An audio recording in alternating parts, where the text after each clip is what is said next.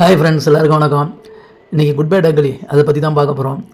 Ajith sir படம்னா சினிமானா என்னன்னு கேட்குற மாதிரி அவருக்கு சினிமாவுக்கு எனக்கும் சம்மந்தமே இல்லை அப்படிங்கிற மாதிரி கேமில் போய் முழு இன்ட்ரெஸ்ட்டும் செலுத்திட்டுருக்காரு. நீண்ட ரொம்ப நாளைக்கு பிறகு கார் ரேஸில் கவனம் செலுத்திட்டுருக்காரு. துபாயில் போட்டி போடுவார், அங்கே 3வது இடத்துல வந்து பிடிச்சார். இப்போ அது வந்து பார்சிலோனியாவில் போய் போட்டி போட்டுட்ருக்காரு. அங்கே திடீர்னு அவருக்கு ஆக்சிடென்ட் ஏற்படும். அப்புறம் பார்த்தீங்கன்னா அந்த ரசிகர்லாம் ரொம்ப கவலையாகுவாங்க.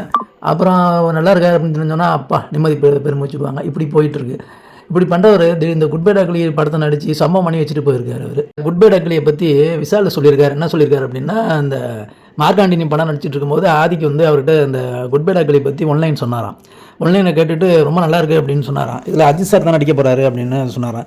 இது அஜித் சாருக்கு நல்ல படம். அவருடைய இதில் லைஃப் கேரியர்லேயே வந்து இந்த படம் அவருக்கு நல்ல ஒரு ஹிட்டு கொடுக்கக்கூடிய படம், நல்லா எடுப்பா அப்படின்னு சொன்னதாக சொல்கிறார். அவர் சொல்லுது பார்க்கும்போது நமக்கு இந்த படம் ரொம்ப நல்லா வந்திருக்க மாதிரி தெரியும். இந்த படத்தை தயாரித்த மைத்ரி மூவி மேக்கர்ஸ் என்ன பண்ணியிருக்காங்க, ப்ரொடக்ஷன் கம்பெனி வந்து ஹிந்தியில் வந்து அதிகமான தேட்டரில் ரிலீஸ் பண்ண போகிறதா சொல்லியிருக்காங்க. கிட்டத்தட்ட ஒரு மொத்தமாக எல்லா வேர்ல்டு லெவலில் சேர்த்து கிட்டத்தட்ட ஒரு 2000 ஸ்க்ரீனில் வெளியிட போகிறாங்கன்னு தெரிவிச்சிருக்காங்க.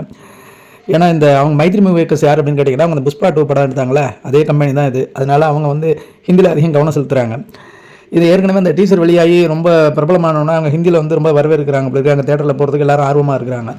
மொத்தம் இந்த பார்த்தீங்கன்னா இந்த 2000 தேட்டரு அப்படிங்கும்போது இந்த முதல் நாள் வசூல் எவ்வளோ ஆகும்னே தெரியல. கிட்டத்தட்ட ஒரு 100 கோடியாக போகும்னு நினைக்கிறேன். நான் அந்தளவுக்கு போய்டும்னு நான் நினைக்கிறேன்.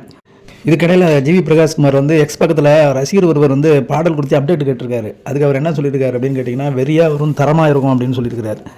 வெயிட் அண்ட் வாட்ச், வெயிட் பண்ணுங்கள், கண்டிப்பாக வரும் அப்படின்னு சொல்லி ரிப்ளை பண்ணியிருக்கிறார் அவர். இப்படி எல்லோரும் ஹைப் ஏற்றுறாங்க. படம் வந்து ரொம்ப ஆர்வமாக இருக்குது படம் பார்க்குறதுக்கு. 10ஆம் தேதிக்காக வெயிட்டிங்க, ரசிகர்களும் வெயிட்டிங்க.